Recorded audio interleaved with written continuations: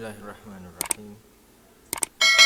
Ahyakum bi tahiyatil Islam. Assalamualaikum warahmatullahi wabarakatuh. Innal hamdalillah nahmaduhu wa nasta'inuhu wa nastaghfiruh wa na'udzu billahi min syururi anfusina wa min sayyiati a'malina.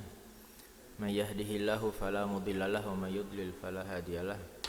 Asyhadu an la ilaha illallah wahdahu la syarikalah wa asyhadu anna Muhammadan abduhu wa rasuluh alladzi la nabiyya wa la rasula ba'dah. Allahumma shalli wa sallim ala habibina al-mustafa Muhammad wa ala alihi wa ashabihi wa man sara ala nahjihi ila yaumil mi'ad. Amma ba'du. Jamaah salat maghrib yang dimuliakan Allah, alhamdulillah, marilah kita senantiasa bersyukur kepada Allah atas limpahan rahmat, hidayah, taufik dan inayahnya, sehingga kita masih diberikan ketetapan Islam, iman dan ihsan. Mudah-mudahan kita semua bisa menyempurnakan sehingga insya Allah kita semuanya tercatat selalu di sisi Allah sebagai hamba-hambanya yang bertakwa. Amin, Allahumma amin. Salawat dan salam marilah tetap kita sampaikan kepada baginda Nabi besar Muhammad SAW. Terlebih hari ini adalah hari di mana beliau juga dilahirkan. Tapi pada waktu yang sama, pada hari ini juga beliau diwafatkan oleh Allah Subhanahu wa taala. Jadi beliau meninggal lahir di hari Senin 12 Rabiul Awal. Beliau juga meninggal Senin 12 Rabiul Awal. Satu sisi kita bahagia atas kelahiran beliau, tapi di sisi lain kita juga bersedih karena ditinggal oleh beliau sallallahu alaihi wasallam. Dari situlah kenapa Umar bin Khattab radhiyallahu anhu menentukan kalender Hijriah itu tidak dimulai dari lahirnya beliau, juga tidak dimulai dari wafatnya beliau, tapi diambil tiga usulan itu diambil oleh Umar, yang peristiwa hijrah beliau yang diambil untuk penetapan kalender Hijriah. Karena untuk memberikan optimisme yang luar biasa, peristiwa hijrah itu yang kemudian sangat fenomenal di kalangan para sahabat waktu itu. Untuk lahir dan meninggal ini kan antara dua ya, bahagia dan sedih gitu. Nah, jamaah sekalian yang dimuliakan Allah Subhanahu wa taala, mudah-mudahan salawat selalu Allah limpahkan kepada beliau sallallahu alaihi wasallam, keluarga beliau, para sahabatnya, para tabi'in, tabi'in dan seluruh generasi umat Islam sampai akhir masa nanti. Jamaah sekalian yang dimuliakan Allah, marilah kita lanjutkan pembahasan kita tentang fikih analisa perbandingan mazhab ya. Terakhir kemarin, apakah menyentuh sentuhan antar laki dan perempuan itu membatalkan wudhu? Itu sudah kita bahas ya. Sekarang masuk pada al-mas'alatur rabi'ah, tentang menyentuh kemaluan. Di sini para ulama ada tiga madhab ya, tiga pendapat. Yang pertama, man ra'al wudu fihi kaifama massahu. Pendapat pertama ini, bagaimanapun cara menyentuhnya, yang penting ada sentuhan antara tangan dengan kemaluan kita, itu membatalkan wudhu ya. Mau sentuhan dengan telapak atau belakang telapak ini, itu membatalkan. Ini madhab Syafi'i dan Ahmad, termasuk Syafi'i dan rekan-rekannya atau murid-muridnya, juga madhab Hambali dan madhab Daud Az-Zahiri ya, Daud Az-Zahiri. Nah, kemudian itu mazhab pertama. Yang kedua adalah malam yara fihi wudu'an aslan. Jadi sama sekali tidak perlu berwudu. Artinya menyentuh kemaluan itu tidak membatalkan wudu. Ya, ini bertentangan dengan mazhab Syafi'i ya. Itu mazhabnya Abu Hanifah. Mazhabnya Abu Hanifah. Dan masing-masing kedua mazhab itu ada cantolan pendapat dari kalangan para sahabat, juga dari kalangan para tabi'in. Jadi tidak bisa dibantah memang sebagian para sahabat berpendapat sama dengan pendapatnya Imam Syafi'i, dan sebagian para sahabat dan tabi'in itu berpendapat dengan pendapatnya Abu Hanifah. Ya. Karena memang hadisnya nanti ada dua memang, tidak bisa dibantah. Kemudian mazhab yang ketiga, wa qaumun farraqu baina an yamassahu bihal aula yamassahu bitilkal hal. Pendapat ketiga dibedakan, yang membatalkan dengan sentuhan tertentu, yang tidak membatalkan dengan sentuhan yang lain. Jadi dilihat cara menyentuhnya. Nah, yang pendapat ketiga ini itu dibagi lagi. Sebagian mengatakan faminhum man farraqa fihi baina an yataladzat au la yataladzat. Yang jadi patokan sentuhan itu ada rasa nikmat atau tidak. Kalau ada rasa nikmat berarti membatalkan. Seperti menyentuh wanita kemarin ya. Jadi yang dipermasalahkan bukan sentuhannya saja, tapi rasanya itu. Rasanya itu ya. Kemudian yang cabang yang kedua dari pendapat ketiga ini, sebagian kondisinya dibedakan antara menyentuh dengan telapak bagian dalam dan telapak bagian luar. Kalau dengan telapak bagian dalam itu membatalkan, tapi kalau dengan luar tidak. Ini rincian dari pendapat ketiga ya. Nah, kemudian fa'aujabul wudu' ma'al ladzah wa lam yujibuhu ma'adamiha. Jadi yang jadi patokan ladzahnya, ada rasanya itu, rasa nikmatnya itu. Wa kadzalika aujabahu qaumun ma'al massi bi batinil kaf ya, wa lam yujibuhu ma'al massi bi dhahiril kaf. Nah, rincian ini itu dalam mazhab Maliki ya, beliau Maliki ya.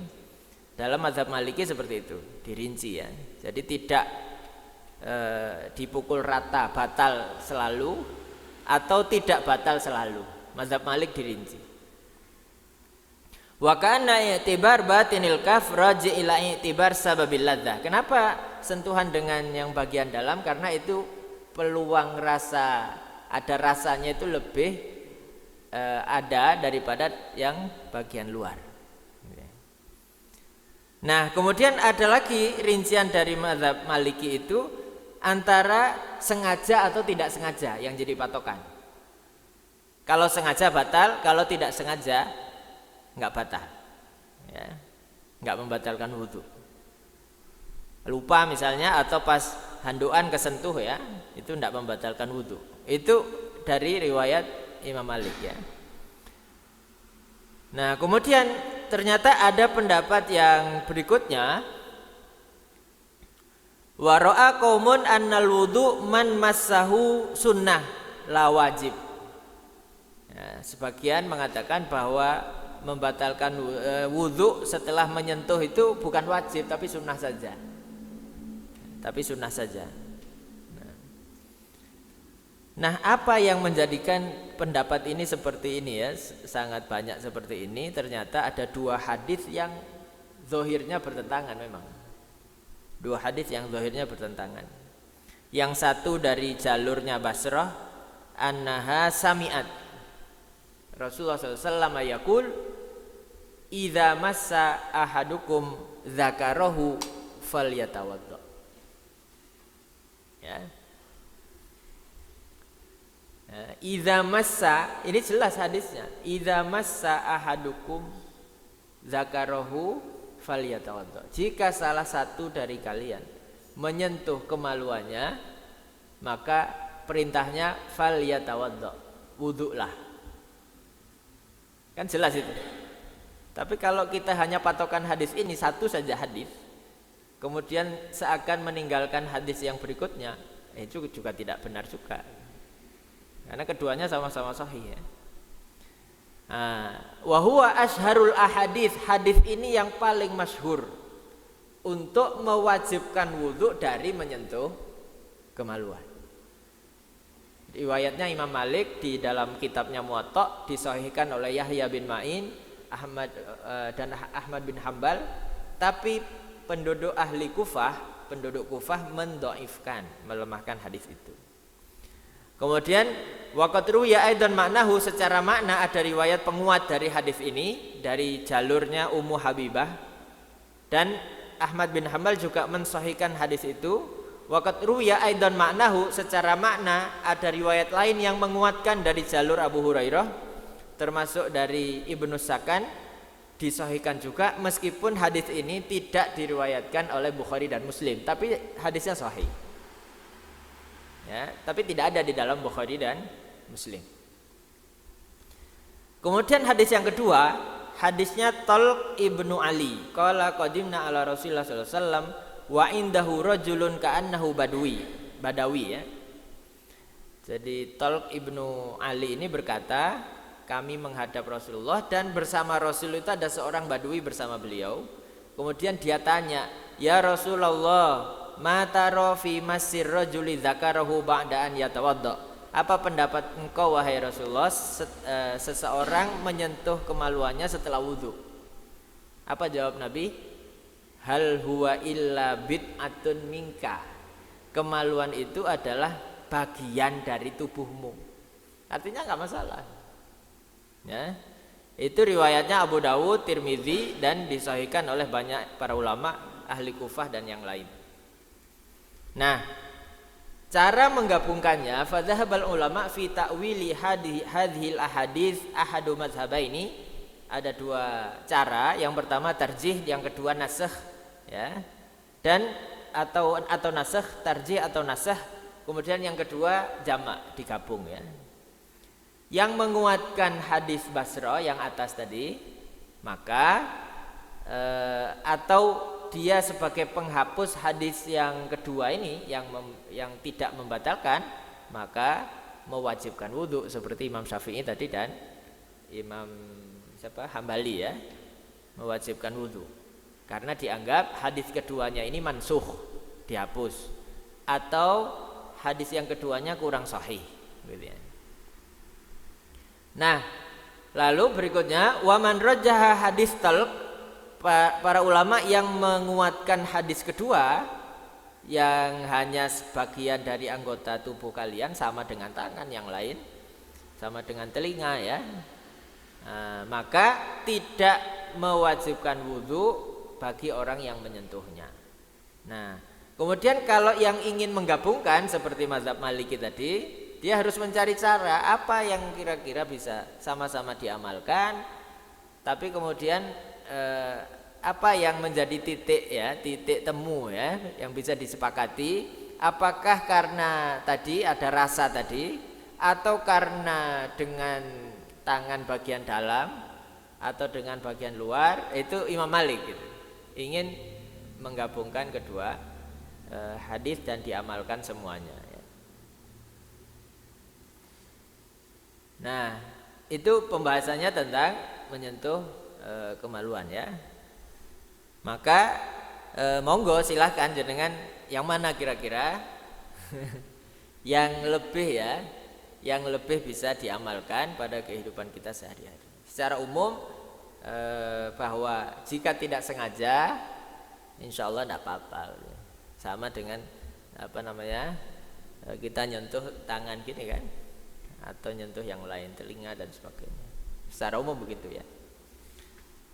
Nah, itu kemudian berikutnya al-mas'alatul khamisah, masalah yang kelima, tentang memakan makanan ya, yang makanan itu dibakar.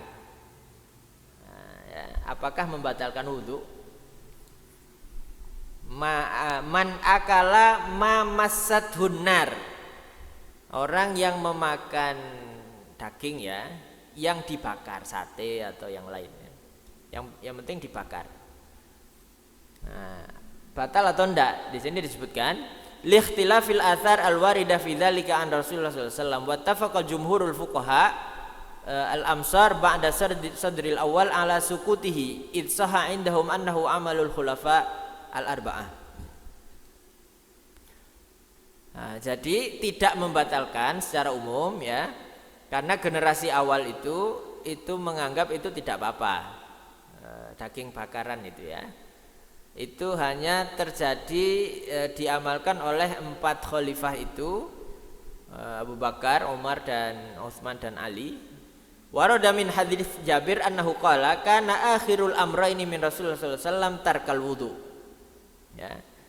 Di akhir dari 2 itu dulu pernah memang Nabi berwudu setelah makan daging bakar ya. Tapi karena akhirul amraini dari dua perkara dari Rasulullah SAW meninggalkan wudu ya. Mimma masadunar. Jadi Nabi tidak perlu berwudu lagi setelah makan daging bakar. Hadisnya Abu Dawud. Tapi hunaka madhabun akhar, ada madhab yang lain, ahlul hadis Ahmad bin Hambal, Ishaq dan sebagiannya, bahwa wudu itu hanya wajib setelah dia makan daging onta ya. Kalau selain daging onta tidak membatalkan wudu. Ya Allah alam kenapa, mungkin teksturnya dan sebagainya nggak tahu saya juga. Sama juga sholat di dekat kandang selain onta itu tidak apa-apa. Tapi onta tidak boleh. Fi marabidil ghanam itu boleh ya. Apalagi kalau pakai mazhabnya Hambali. Mazhabnya Hambali itu kullu ma yu'kalu lahmuhu itu laisa najis. Kotorannya tidak najis ya. Semua yang dagingnya bisa dimakan, kotorannya tidak najis. Tapi bau ya. Tapi kalau mazhab Syafi'i najis. Mazhab Syafi'i najis ya. Nah, li thubutil hadits al-warid bidzalika anhu alaihi salatu wassalam. Itu hadisnya tentang penghususan daging onta ya. Itu masalah yang kelima, tidak banyak pembahasannya, hanya pendek ya. Kemudian yang berikutnya, apakah tertawa itu membatalkan wudu? Ini agak nyeleneh ini. Ini masalah ke-6 ya. Wasyadza Abu Hanifah justru yang syadza ya, dianggap janggal pendapat beliau ini, mewajibkan wudu ya jika dia tertawa dalam sholat. Ya bisa jadi ada apa dia tertawa, atau anak-anak mungkin ya, remaja misalnya yang belum fi shalah ya. Nah, tapi tertawanya itu yang sampai terbahak-bahak. Kalau hanya tersenyum itu tidak membatalkan wudu ya. Limur sali abil aliyah wa huwa anna qauman dhahaku fi shalah. Jadi ada suatu kaum zaman itu pernah tertawa di dalam sholat. Kemudian Nabi menyuruh mereka untuk tidak hanya mengulang sholatnya, tapi mengulang wudunya. Disuruh berwudu ya. Tapi jumhurul ulama ya membantah pendapat Abu Hanifah ini. Itu dianggap hadisnya mursal, hadisnya dhaif saja ya. Mursal itu pendapat sahabat ya.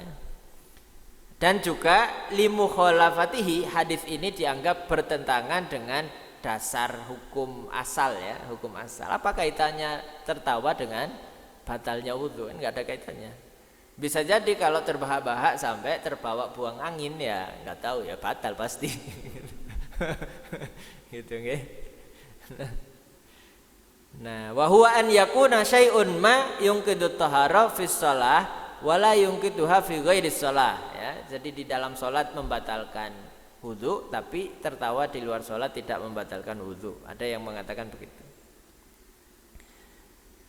Apa alasannya? Ya diantaranya di sini disebutkan id as-shalah laha qiyanuha wa ihtiramuha. Salat itu kan punya sisi kekhususannya begitu ya. Jadi Allah memperlakukan seseorang dengan keras, orang yang merusak kehusuan sholat. Itu diantara alasan yang bisa disampaikan. Kaitannya dengan intihakul hurmah, menodai kehormatan. Ya. Kenapa juga misalnya pada saat Ramadan yang melanggar itu, ya, berhubungan suami istri siang hari di Ramadan itu didenda, ada kafaratnya. Itu diantaranya bukan karena dia membatalkan puasa, tapi karena menodai kehormatan bulan Ramadan. Maka ada sanksi yang lebih diberikan kepada mereka ini. Intihakul hurmah ya. Kemudian berikutnya al-qaulu fil wudu min auman hamalal mayyit. Ini juga agak janggal juga ya. Harus berwudu lagi bagi orang yang mikul jenazah. Masalah yang ketujuh ya. Syadza qaumun, kalau mikul saja kan ya nggak apa-apa kan, nggak ada kaitannya. Jadi ada syadza dianggap janggal pendapatnya aujabul wudu, mereka mewajibkan wudu kepada orang yang memikul jenazah ya. Di situ ada asar tapi dhaif yang jadi dasar mereka ini, man ghassala mayyitan falyaghtasil wa man hamalahu falyatawadda. Barang siapa yang memandikan jenazah maka hendaknya mandi besar ya. Barang siapa yang membawanya atau memikulnya wudhu saja. Hadisnya tidak tidak kuat, dianggap dhaif. Wa in sahha, kalaupun misalnya hadis itu sahih, itu lebih kepada sunnah saja. Ya mungkin ya kan kotor kan setelah memandikan ya mandi pasti. Atau setelah mikul mungkin ada yang kotor ya wudu ya. Fa hadza qala qaumun akhar wa hadza huwal aula. Jadi kalaupun mau mandi ya monggo lebih utama ya, lebih bagus. Tidak membatalkannya, apalagi sampai mandi besar. Itu bukan hadas besar memandikan jenazah ya. Nah, kemudian al-wudu min zawalil akal. Apakah saat setelah kehilangan akal ya itu membatalkan wudu atau enggak? Nggak sadar ya, jadi pingsan, gila ya, atau yang penting goyang ya akalnya tidak ini.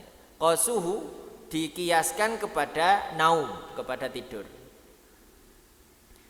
Annahum ra'au annahu idza kana an-naumu yujibul wudu, jika tidur di pembahasan kemarin itu membatalkan wudu pada kondisi tertentu ya kemarin itu, dan menjadi sebab adanya hadas secara umum, diantaranya tidur yang bersifat nyenyak ya kemarin ya, ada istifqar. Kalau hanya sebentar saja itu tidak, tapi apalagi sampai terdengar suara ngoroknya itu ya itu dianggap nyenyak ya. Fa'ahro, kata mereka ini, para ulama ini, lebih utama ya bahwa dhahabul akli itu menjadi penyebab batalnya wudu. Kalau tidur sebentar atau nyenyak sebentar meskipun duduk itu dianggap membatalkan wudu, maka kehilangan akal ya itu juga membatalkan wudu ya. Nah, masalah ini yang berkaitan dengan yang membatalkan wudu ya, beberapa masalah yang dari berapa kemarin ada 7 masalah ya, 7 masalah pembatal wudu. Kemudian sekarang masuk di bab yang kelima ya. Apakah mengetahui selain sholat wudu itu digunakan untuk apa saja? Ya. Kalau tadi kan babnya itu wudu berkaitan dengan sholat saja. Nah sekarang apa saja pekerjaan yang toharoh menjadi syarat dari pekerjaan itu? Ya. Dasar dari bab ini itu adalah firman Allah Subhanahu wa taala, ya ayyuhalladzina amanu idza qumtum ilas shalah faghsilu, gitu kan. Itu yang kaitannya toharoh untuk sholat. Kemudian la yaqbalullahu sholatan bighairi tahur wala shadaqatan min gulul. Allah tidak menerima sholat tanpa bersuci, juga tidak akan menerima sedekah yang diambil dari harta sebelum dibagi. Jadi kalau ada ghanimah belum dibagi, dia sudah ngambil duluan terus disedekahkan, ini sedekahnya nggak diterima ini. Gitu ya. Jadi ada hak orang soalnya disedekahkan, ya, pagi-pagi itu tidak boleh. Mungkin lebih umum bisa dikiaskan, misalnya kalau pas kurban sebelum dibagi ngambil dulu terus dikasihkan orang. Nah ini atas nama siapa ini? Ya, dibagi rata dulu bagian mana yang masing-masing dapat bagian, itu gulul namanya, gulul. Membagi sesuatu yang belum menjadi jatah dia. Nah, itu enggak diterima. Kemudian at-thaharah wa hal hiya syartu sihah au syartu wujub lis-shalah. Masih berkaitan dengan sholat. Apakah bersuci itu menjadi syarat sahnya sholat atau menjadi syarat wajibnya sholat? Apa bedanya antara syarat sah dan syarat wajib? Sebagian ulama tidak membedakan, sama aja. Tapi sebagian lain dibedakan. Ya. Apa syarat sah? Secara umum perbedaan ini enggak banyak pengaruhnya ya. Kalau dalam mazhab Syafi'i di matan Ghayatut Taqrib ya, atau matan Abi Syuja kalau tidak salah, syarat wajib itu bedakan, coba perhatikan.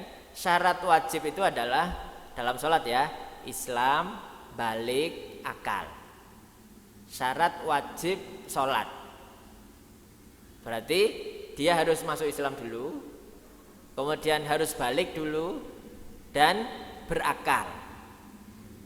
Ya, berarti yang tidak, salah satu yang tidak dikerjakan ya dia tidak wajib sholat. Syarat itu kan kalau dikerjakan maka ada pekerjaan itu. Kalau ditinggalkan ya sholatnya nggak ada, nggak dianggap. Nah, tapi syarat sah sholat ya adalah thaharatul a'dha, anggota tubuh kita suci. Itu syarat sah. Beda ya. Kalau tadi wajib, kapan wajib sholat orang itu? Masuk Islam, balik, dan berakal. Tapi kalau kapan sholat seseorang itu dianggap sah? Anggota tubuhnya suci, menutup aurat, itu syarat sah ya. Kemudian berdiri di tempatnya juga suci. Kemudian tahu masuk waktu, kalau belum masuk waktu nggak sah. Ya. Kemudian menghadap kiblat, kalau menghadap yang lain nggak sah. Itu dibedakan ya. Jadi ada syarat wajib dan syarat sah. Sebenarnya tidak terlalu pengaruh, tapi lebih rinci seperti itu lebih bagus ya. Lebih bagus. Kemudian al-qaulu fit thaharah li sujudi tilawah wa li sholatil janazah. Ada pendapat juga yang berpendapat bahwa sujud tilawah itu juga butuh wudhu. Kan yang menganggap bagian seperti sholat karena ada sujudnya harus wudhu. Yang tidak dianggap termasuk sujud syukur, butuh wudhu atau enggak. Nah ini juga masalahnya di sholat jenazah. Sebagian ada yang berpendapat tanpa wudhu. Coba kita baca ya. Walam yakhtalifu anna dzalika syartun fi jami'is shalawat illa fi sholatil janazah wa fi sujud a'ni sujud at-tilawah. Mereka tidak berbeda pendapat bahwa wudhu itu menjadi syarat dari semua bentuk sholat kecuali sholat jenazah dan sujud tilawah. Meski di situ ada khilaf syad, ada perbedaan tapi janggal, tidak dianggap sebenarnya, tapi disebutkan di sini. Penyebabnya adalah al-ihtimal al-arid fintilaki ismis sholah. Ada kemungkinan yang kan berbeda. Sholat jenazah itu kan beda, nggak ada sujudnya, nggak ada rukuknya, kan berdiri saja. Termasuk sujud tilawah itu kan hanya sujud saja, nggak ada berdirinya ya, nggak ada rukuknya. Jadi dikatakan sholat secara sempurna juga nggak bisa gitu kan. Kan sholat doa ya. Inti dari sholat jenazah kan mendoakan. Kalau sholat secara umum kan ada 3 unsur, harokat, gerakan, azkar ya, zikir, dan munajat, ada doa. Tapi sholat jenazah unsur doanya lebih kuat, mendoakan mayit ya. Nah tapi jumhur membantah itu ya, membantah ya, jumhur ya. Mungkin lebih, dan kita sering praktekkan bahwa sholat jenazah pasti wudhu gitu. Wal jumhur istarata hadhihi taharah fihima. Jumhur ulama itu mensyaratkan wudu pada keduanya itu. Salat jenazah juga sujud tilawah ya, sujud tilawah. Wa man dhahaba ila annahu la yantaliqu alaihi ma in kanat salatu janazah laisa fiha ruku' wala sujud wa kana sujud aidan laisa fihi qiyam wala ruku' wala yashtaritu hadhihi tahara fihi ma wa yata'allaq hadzal bab ma hadhil masalah arba' masail. Nah, masalah ini selain yang berkaitan dengan salat ada masalah lain termasuk menyentuh mushaf. Ini yang sering kita dapati gitu kan. Apakah menyentuh mushaf itu menyentuh mushaf harus wudu dulu atau tanpa wudu boleh menyentuh? Nah, ini yang sering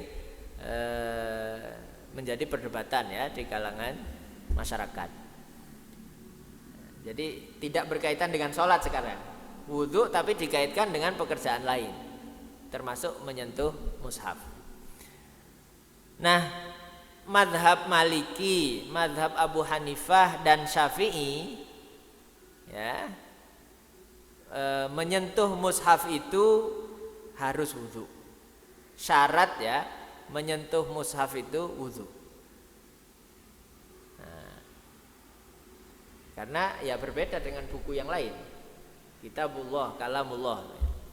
Tapi wa dhahaba ahlu dzahir, pendapat madhab ahlu dzahir mengatakan laisat bisyartin, tidak ada syarat ya, yang mewajibkan seseorang untuk berwudu saat menyentuh mushaf. Apa perbedaan yang mendasar dari keduanya ini? Dua pendapat ya. Jumhur syarat ya. Perbedaan yang mendasar dari ayat yang sering ditulis di sampul Al-Quran ya. La yamassuhu illal mutahharun. Itu di sampul Quran biasanya yang cetakan Indonesia itu pasti ada itu. Tidak ada yang menyentuhnya kecuali al-mutahharun, orang-orang yang disucikan. Nah, yang jadi ikhtilaf adalah mutahharunnya ini. Apakah al-mutahharun ini manusia atau malaikat? Yang disebut orang-orang yang disucikan itu apakah Bani Adam atau malaikat? Karena di ayat yang lain orang-orang berwudu itu bukan mutahharun tapi mutatohirin. Al-mutatohir itu orang yang bersuci. Kalau mutahhar itu orang yang disucikan ya.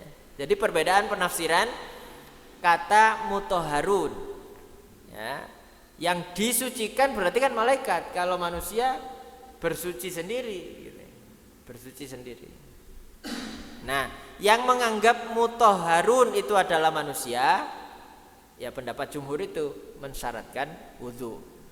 Tapi yang menganggap mutahharun adalah malaikat ya tidak perlu berwudu ya. Baina an yakun hadzal khabar mafhumuhun nahi wa baina an yakun khabaran la nahyan. Kemudian masalah lain, ayat itu apakah la yamassuhu, kalimat negatif itu berupa larangan, kan berita tapi negatif. Tidak ada yang menyentuhnya kecuali orang-orang yang disucikan. Itu kan kalimat berita, nggak ada kata larangan, nggak ada kata perintah, hanya berita saja. Nah, jika difahami dari berita itu bermakna larangan, maka harus wudu, ya. Jika kemudian dipahami tidak bermakna larangan, ya tidak perlu berwudu. Itu yang kedua ya, sebab perbedaannya. Kemudian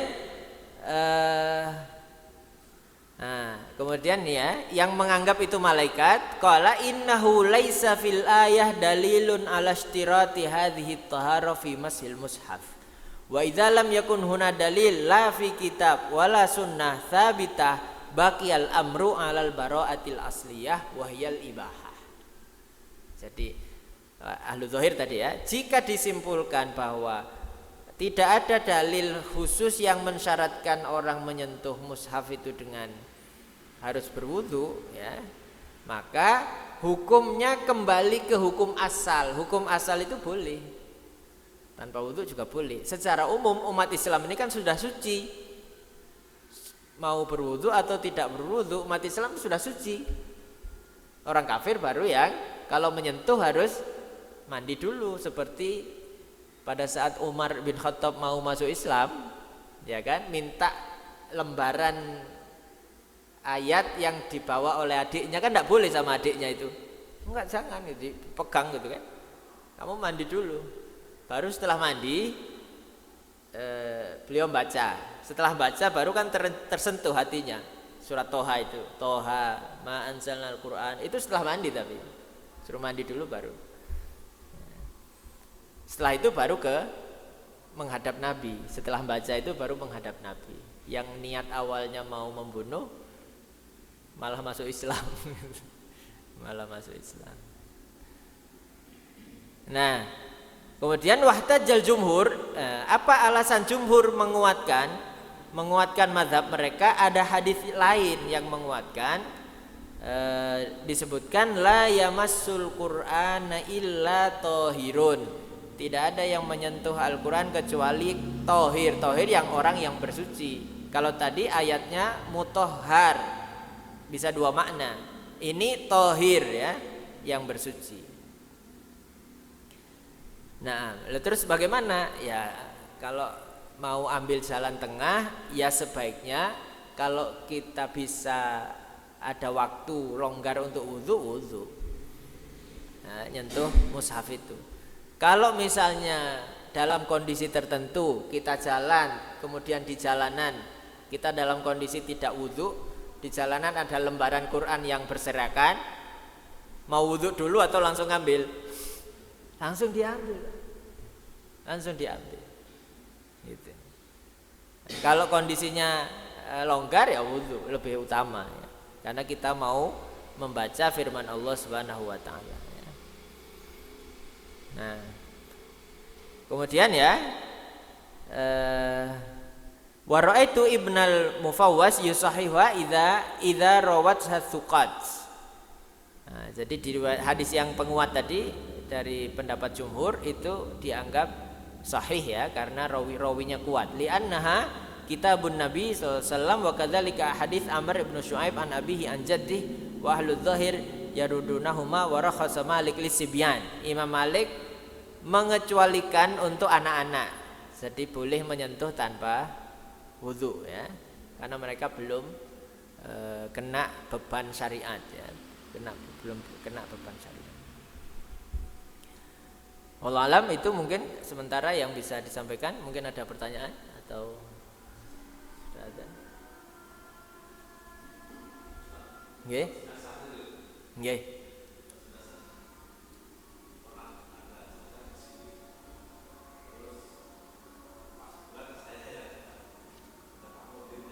Nggih.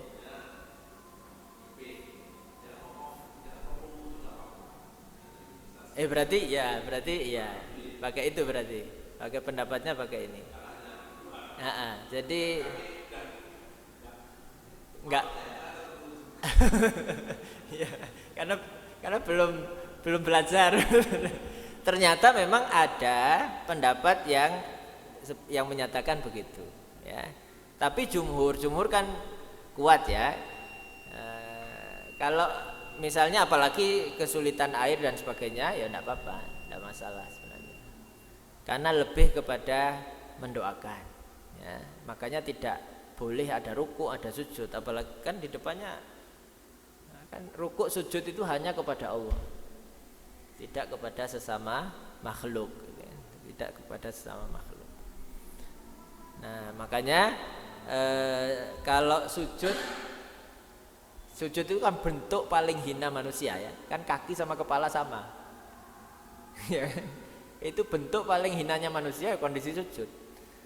Makanya itu tidak bisa dilakukan, tidak bisa diperuntukkan kecuali hanya untuk Allah saja. Itu sujud, ya. Dan justru at-tadzallul lillah itu syaraf. wa karomah ya. Menghinakan diri di hadapan Allah itu justru mulia, bentuk kemuliaan dan bentuk penghormatan kita kepada Allah. Dan merasakan makna itu dalam sholat itu bagian dari upaya merasakan khusyuk dan ketenangan. Sujud itu ya sudah, pasrahkan kami atau saya ini milikmu ya Rob gitu kan. Kan makanya tasbihnya kan subhana rabbiyal a'la. Kita ini rendah gitu kan. A'lanya itu Allah Subhanahu wa taala saja. Makanya sholat itu unsurnya kan 3 ya. Gerakan. Kalau gerakan tidak ada ucapan, nggak ada zikir, nggak ada doa, ini senam ini. Ya kan? Tapi zikir saja ya, nggak ada gerakannya. Ya ini seperti mengigau, ngomong aja tapi nggak paham. Jadi harus dihayati juga. Kemudian doa saja, ingat saja tanpa ada zikir, tanpa ada gerakan, itu kan semedi. Sholat itu bukan senam, bukan mengigau, juga bukan semedi sholat itu. 3 unsurnya harus berpadu. Dan itu ujian masing-masing. Masing-masing kita sedang berjuang dengan diri kita sendiri menyempurnakan 3 unsur ini sebenarnya. Makanya kan gerakannya sama tapi nilainya kan berbeda di sisi Allah ya. Persentase nilai khusyuknya itu ya, nilai khusyuknya. Secara hukum fikih gugur semua, sudah sah, nggak perlu diulang.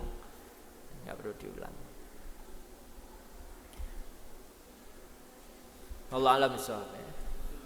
Oke.